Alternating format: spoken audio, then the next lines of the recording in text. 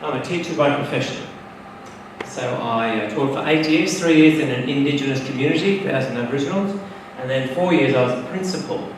So I got used to be called Mr. Williams, and the young ones would sing it to me, but I won't. So good memory. So I've learned one or two things about managing behaviour. It is the most requested workshop I get asked to do any country I go to.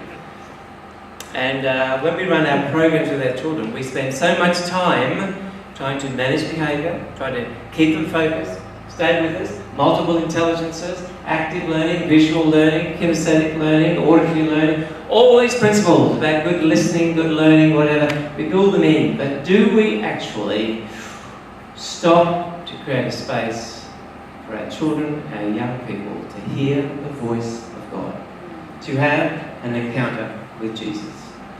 Your language about this will change according to your community, but the creator of this universe, our universe, wants to communicate with us.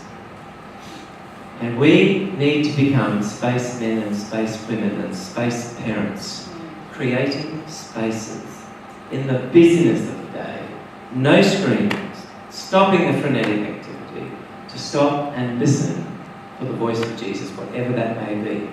So I work with children and young people, so in our programs, which are long on fun and fluff and short on thoughtful engagement, do we actually create spaces in there?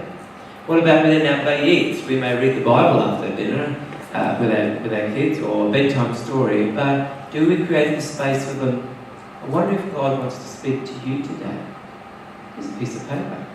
Go and sit and write, draw, don't write, make something. What has God said to you today? As we meet as our bayits in our Mishpah wars, it's a question that we need to be asking. What's God been saying to you? Because when it happens, and it's not if it is when that does happen, what does that do to your faith? We've all had moments in our lives when we feel particularly close to our Creator, in whatever circumstance. We remember that. I heard the audible voice of Jesus on my honeymoon. Only time I've heard the audible voice of Jesus. He didn't speak to me about my marriage, but he spoke to me about my ministry life. And I go back to that space, still visualise that room. It was 2:12 in the morning. And what he said still resonates with me. That's a faith-deepening moment. So let's create that. Not just get the information in, but create the spaces for our children, our young people, our young adults, our seniors, to people of all ages. Have you heard the voice of God? What's he saying to you? What does he want you to do? Let's create those spaces to see that faith go deep.